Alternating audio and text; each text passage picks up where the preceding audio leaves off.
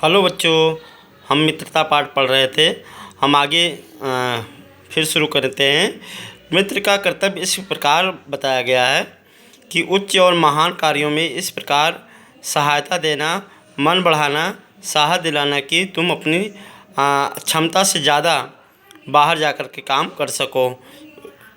यह कर्तव्य उसी से पूरा होगा जो दृढ़ और सत्य संकल्प का होगा। इससे हमें ऐसे ही मित्रों की खोज में रहना चाहिए। हमेशा हमें ऐसे मित्र ढूंढना चाहिए जो हमारी ऊर्जा को, हमारी जो है उत्साह को बढ़ा सके, हमसे अधिक आत्मबल हो, उसमें आत्मविश्वास हो। उसी तरह पकड़ना चाहिए जैसे सुग्रीव ने राम का हाथ पकड़ा था। मित्र हो तो प्रतिष्ठित और शुद्ध हृदय वाला हो, मृदुल और पुरुषार्थी भी हो, शिष्ट और सत्यनिष्ठ हो, जिसमें हम अपने को उसके भरोसे छोड़ सकें। बच्चों, लेखक यही कहता है कि अच्छे मित्र के क्या गुण होने चाहिए। अच्छे मित्र शिष्ट हो, शुद्ध विचारधारा वाला हो, मृदुल हो, पुरुषार्थी हो, सत्यनिष्ठ हो, जिस पर हम भरोसा कर सकते हो, विश्वास कर सकें, और वो हमें किसी प्रकार का धोखा न दे। ये अच्छे मित्र के गुण हैं।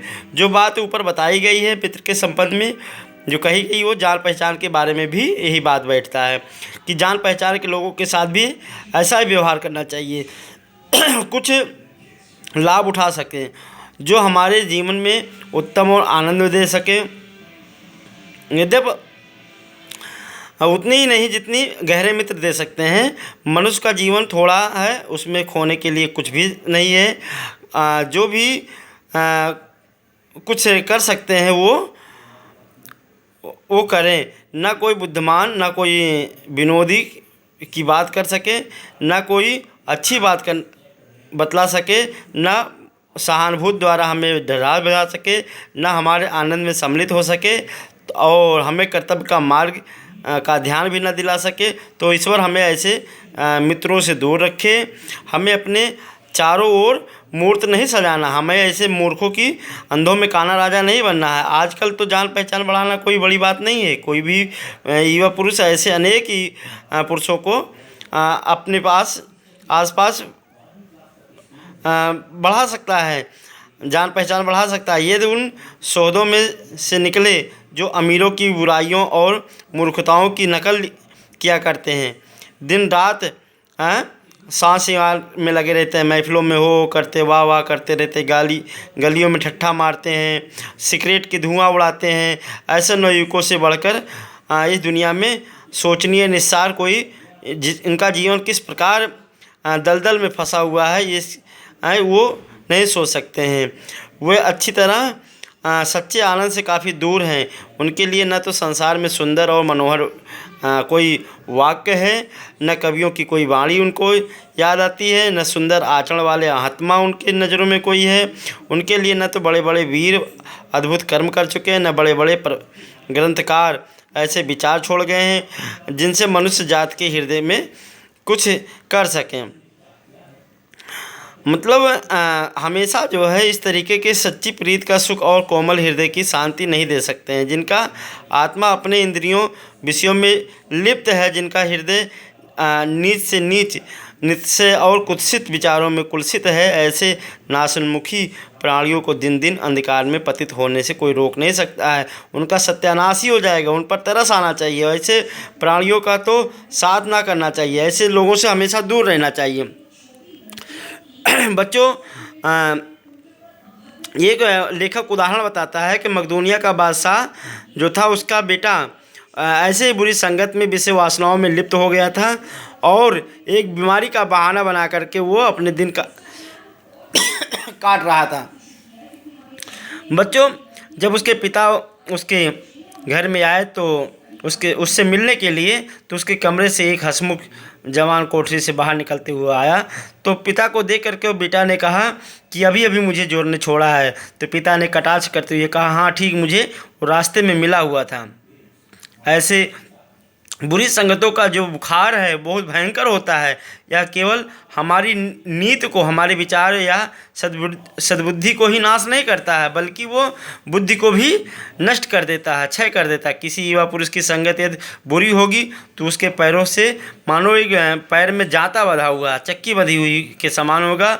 वो दिन दिन वो अवनत की तरफ ले जाएगा, हमें बुराइयों की तरफ, गड्ढों की तरफ ले जाएगा और अंत में हमें अंतर्मुखी कर देगा, गड्ढों में गिरा देगा। सहारा देने वाली बाहों के समान नहीं होगा, वह निरंतर हमारी उन्नति में वो बाधा ही बनेगा। इंग्लैंड के एक विद्वान को युवावस्था में राज दरबार में एक जगह नहीं मिली तो वो व्यक्ति बहुत खुश हो गया। उसने कहा, मुझे ऐसे, मेरा दुर्भाग्य, लोग अपना दुर्भाग्य समझते हैं कि ऐसी जगह पर हमें जगह नहीं मिली, लेकिन हम इससे बहुत खुश हैं, क्योंकि ऐसे लोगों के बीच में हमारे जो आचरण है आध्यात्मिक उन्नति में बाधा पहुंचता। बहुत से लोग ऐसे होते हैं जिनके घड़ी भर के साथ से ही हमारी बुद्धि भ्रष्ट हो जाती है। आप जानते हैं, बच्चे बुरी चीज़ें बहुत जल्दी सीख जाते हैं, इंसान में बुरी चीज़ें बहुत जल्दी घर कर बैठता है, जिनसे उनकी पवित्रता का नाश होता है। बुराई अटल धारण करके बैठती है, ये सब लोग जानते हैं, बुराई अटल धारण करके बैठती है। बुराई बहुत चीज़ जल्दी हमारे दिलो दिमाग में, बुरी बातें हमारे दिलो दिमाग में बहुत जल्दी छा जाती हैं, और उतना जल्दी वो उतरता नहीं है, उतनी जल्दी कोई गंभीर या अच्छी बातें नहीं हमारे दिल में बैठती है। एक बार एक मित्र ने मुझसे कहा कि एक लड़कपन में कहीं उसने बुरी कहावत सुन ली थी, वो जिसका ध्यान वह बहुत बार लाख कोशिश करता है कि ना आए वो, लेकिन बार बार आ जाता है। इन भावनाओं को दूर रखना चाहते हैं, जिन बातों से हमें याद नहीं करना चाहते वो बार बार हमारे दिमाग में आते हैं और बीतती रहती है। पूरी चौकसी रखना चाहिए अपने जीवन में, हमें पूरी चौकसी रखना चाहिए कि ऐसे लोगों से कभी भी साथी नहीं बनाना चाहिए जो अश्लील बातें करे, अपवित्र बातें करे, फूहड़ बातें हमें सुनाए, फूहड़ बातें करके हमें हंसाना। सावधान रहना चाहिए। पहले तुम ऐसे लोगों सामान्य बात समझ करके उन्हें दरकिनार करने की कोशिश करोगे, अवॉइड करोगे, लेकिन सोचो एक बार ऐसे बुरी संगत लग गई तो समझ ले चरित्र बल का ऐसा प्रभाव पड़ेगा कि आप उसके आगे चलकर आप सुधर नहीं पाओगे। नहीं, ऐसा कभी नहीं होगा। जब एक बार मनुष्य अपना पैर कीचड़ में डाल देता है तो फिर वह नहीं दिखता है कि वह कहाँ पड़ रहा है, उसका पैर कैसी जगह पर पड़ रहा है। धीरे धीरे वह बुरी बातों में अभ्यस्त होते होते हमारी उसकी घृणा कम हो जाती है। पीछे तुम्हें ऐसे उनसे चिन्ह ना मालूम होगी, क्योंकि वह यह सोचने लगेंगे कि चिढ़ने की बात क्या है। इसमें तुम्हारा विवेक कुंठित हो जाएगा और तुम्हें भले बुरे की पहचान नहीं रह जाएगी। अंत में होते होते तुम भी बुराई के भक्त बन जाओगे। कुल मिलाकर कर कहना यह है कि हमें बुरी लोगों के बीच में पड़ करके हमें अपने भविष्य को बर्बाद नहीं करना है, हमें सावधान रहना है। हृदय को उज्ज्वल और निष्कलंक रखने का सबसे अच्छा उपाय यही है कि बुरी संगत से हमेशा दूर रहना चाहिए। पुरानी कहावत है कि काजल की कोठरी में कैसो सयानो जाए, एक लीक काजल की लागी पे लागी। अगर हम बुराई के गड्ढे में जाएंगे तो हम कितने भी होशियार बने, लेकिन हम बुराई में फंस ही जाएंगे, उससे कोई बचा नहीं सकता है। धन्यवाद बच्चों, आज ये पाठ ख़त्म हो गया। लेखक ने इसमें अपने मित्रता के जो गुण होने चाहिए अच्छे उसने बताया। बुरे मित्रता, खराब जो मित्र होते हैं उनसे हमारे का नुकसान हो सकता है, इस पर उसने चर्चा किया। ये खड़ी बोली परिष्कृत हिंदी खड़ी बोली गद्य में लिखी गई यह उत्कृष्ट निबंध है आचार्य रामचंद्र शुक्ल के द्वारा।